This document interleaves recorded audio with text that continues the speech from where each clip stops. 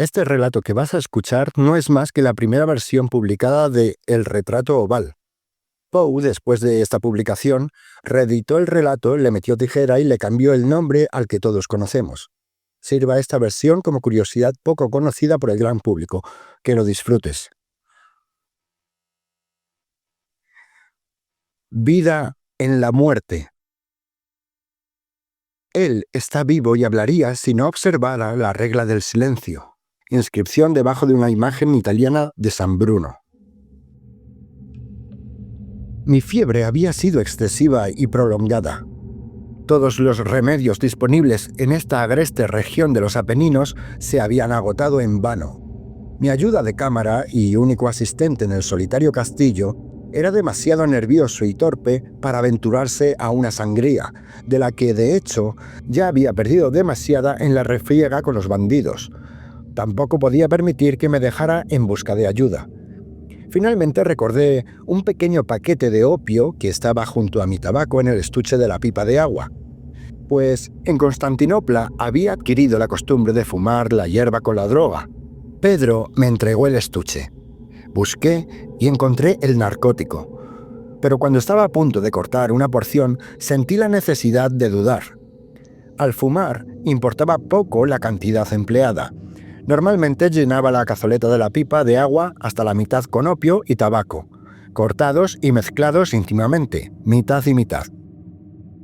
A veces, cuando había usado toda esta mezcla, no experimentaba efectos muy peculiares. En otras ocasiones, no habría fumado la pipa más de 2/3 cuando los síntomas de trastorno mental, que eran incluso alarmantes, me advertían que desistiera. Pero el efecto procedía de una fácil gradación que privaba a la indulgencia de todo peligro. Aquí, sin embargo, el caso era diferente. Nunca antes había ingerido opio. El láudano y la morfina los había usado ocasionalmente, y sobre ellos no debería haber tenido motivos para dudar. Pero la droga sólida nunca la había visto utilizada. Pedro no sabía más que yo respecto a la cantidad adecuada que debía tomar, y así, en la triste emergencia, me quedé completamente a conjeturar. Aún así, no sentía ninguna inquietud especial, porque decidí proceder poco a poco. Tomaría una dosis muy pequeña al principio. Si esto resultaba impotente, la repetiría, y así sucesivamente hasta que la fiebre remitiera o consiguiera ese sueño tan urgentemente necesario, con el que mis sentidos, aturdidos, no habían sido bendecidos durante más de una semana. Sin duda, fue precisamente este aturdimiento, el sordo delirio que ya me oprimía, lo que me impidió percibir la incoherencia de mi razón, lo que me cegó ante la locura de definir algo como grande o pequeño sin un criterio preconcebido de comparación. En ese momento no tenía la menor idea de que lo que yo consideraba una dosis extremadamente pequeña de opio sólido pudiera, de hecho, ser excesivamente grande. Al contrario, recuerdo bien que calculé con seguridad la cantidad que debía tomar en relación con el total del trozo que tenía en mi poder. La porción que al final tragué, y tragué sin miedo, era sin duda una proporción muy pequeña del trozo que tenía en la mano. El castillo en el que Pedro se había atrevido a entrar por la fuerza antes de permitirme, en mi estado desesperado, pasar una noche al aire libre, era uno de esos fantásticos conjuntos de melancolía y grandeza que durante tanto tiempo han estado amenazados en los Apeninos, tanto en la realidad como en la imaginación de la señora Radcliffe. Al parecer, había sido abandonado temporal y recientemente. Día tras día, esperábamos el regreso de la familia que lo habitaba, y el percance que me había ocurrido sería, sin duda, recibido como una justificación suficiente por la intrusión. Mientras tanto, para que esa intrusión se aceptara mejor, nos habíamos instalado en una de las habitaciones más pequeñas y menos suntuosamente amuebladas. Se encontraba en lo alto de una remota torre del edificio. Su decoración era rica, pero a la vez destartalada y antigua.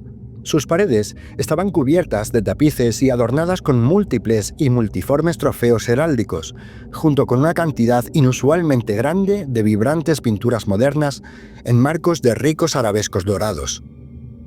Estas pinturas que colgaban de las paredes no solo en sus superficies principales, sino también en muchísimos rincones que la peculiar arquitectura del castillo hacía necesarios, Mi delirio incipiente quizá me había despertado un profundo interés, así que tras ingerir el opio, como ya se había dicho, le pedí a Pedro que cerrara las pesadas contraventanas de la habitación, ya que ya era de noche, que encendiera las varillas de un alto candelabro que estaba junto a la cabecera de mi cama y que descorriera de par en par las cortinas de terciopelo negro con flecos que la envolvían.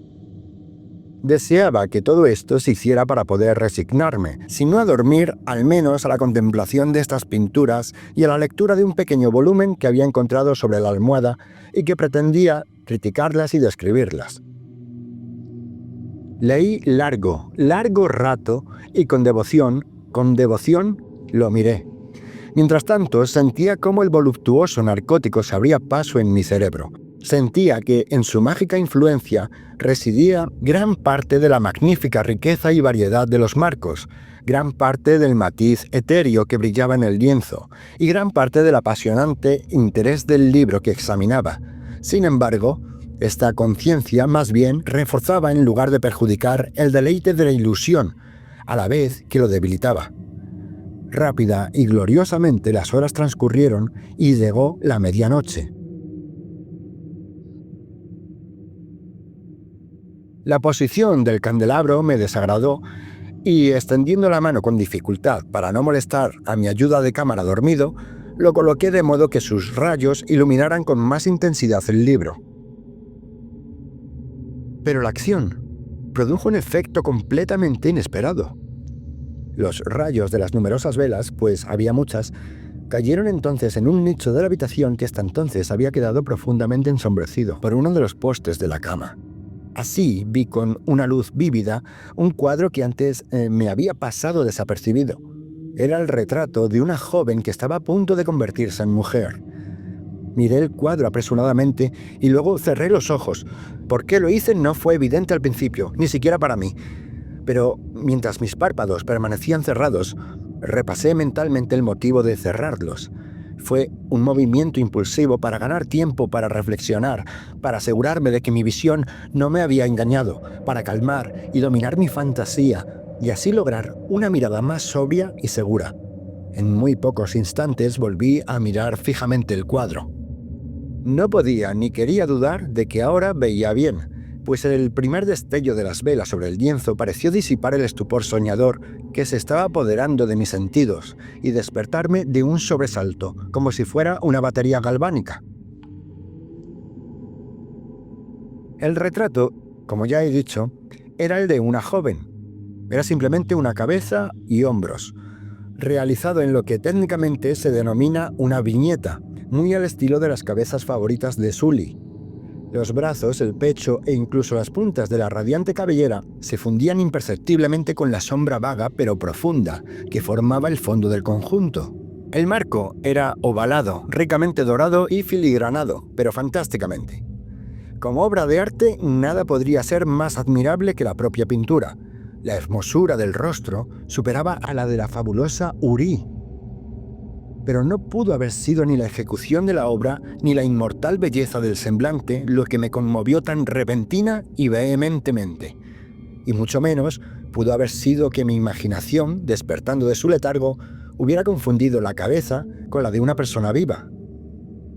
Comprendí de inmediato que las peculiaridades del diseño, del viñeteado y del marco debieron disipar al instante tal idea, debieron impedir incluso que se me ocurriera momentáneamente.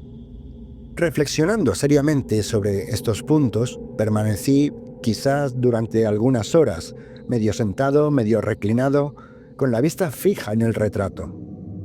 Finalmente, convencido del verdadero secreto de su efecto, me dejé caer en la cama. Había encontrado el encanto del cuadro en la perfecta verosimilitud de su expresión, que al principio me sobresaltó. Finalmente me confundió, me subyugó y me horrorizó. Ya no podía soportar la triste y significativa sonrisa de los labios entreabiertos, ni el brillo demasiado real de la mirada extraviada. Con profundo y reverente asombro, volví a colocar el candelabro en su lugar anterior. Habiendo así ocultado la causa de mi profunda agitación, busqué con avidez el volumen que trataba sobre las pinturas y sus historias. Dirigiéndome al número que designaba el retrato ovalado, leí las vagas y pintorescas palabras que siguen. Era una doncella de excepcional belleza, y tan encantadora como llena de alegría. Y aciaga fue la hora en que vio, amó y se casó con el pintor. Él, apasionado, estudioso, austero, y ya con una esposa en su arte. Ella, una doncella de excepcional belleza, tan encantadora como llena de alegría, toda luz, sonrisa y juguetona como un cervatillo joven, amando y apreciando todo, odiando solo el arte que era su rival, temiendo solo la paleta, los pinceles y otros instrumentos indeseables que la privaban del rostro de su amante. Fue, pues, terrible para esta dama oír al pintor hablar de su deseo de retratar incluso a su joven esposa. Pero ella era humilde y obediente, y permaneció sentada mansamente durante muchas semanas en la oscura y alta cámara de la torre, donde la luz se filtraba sobre el pálido lienzo solo desde arriba. Pero él, el pintor, se enorgullecía de su trabajo, que continuaba hora tras hora y día tras día, y era apasionado, salvaje y melancólico. Hombre perdido en sus ensoñaciones, para no ver que la luz que caía tan espantosa en aquella solitaria torre marchitaba la salud y el ánimo de su novia, que languidecía visiblemente para todos menos para él. Sin embargo, ella sonreía sin parar, sin quejarse, porque veía que el pintor, de gran renombre, disfrutaba ardientemente de su tarea y trabajaba día y noche para retratar a quien tanto lo amaba, pero que cada día se sentía más desanimada y débil. Y en verdad, algunos que contemplaban el retrato hablaban de su parecido en voz baja, como de una gran maravilla y una prueba no menos del poder del pintor que de su profundo amor por ella, a quien retrataba con tanta maestría. Pero al final, a medida que la obra se acercaba a su fin, no se admitía a nadie en la torre, pues el pintor se había enloquecido con el ardor de su trabajo y rara vez apartaba la vista del lienzo, ni siquiera para contemplar el rostro de su esposa, y no veía que los tintes que extendía sobre el lienzo provenían de las mejillas de la que estaba sentada a su lado. Y cuando transcurrieron muchas semanas y solo quedaba poco por hacer, salvo un pincel en la boca y un tinte en el ojo, el espíritu de la dama volvió a encenderse como la llama en el portalámparas. Y entonces le dieron el pincel y luego le aplicaron el tinte. Y, por un instante, el pintor se quedó extasiado ante la obra que había realizado. Pero al siguiente, mientras aún la contemplaba, se puso trémulo y muy pálido, horrorizado, y exclamó a voz en grito: «¡Esto es la vida misma!». Se volvió de repente hacia su amada, que había muerto. El pintor añadió: «¿Pero es esto realmente la muerte?».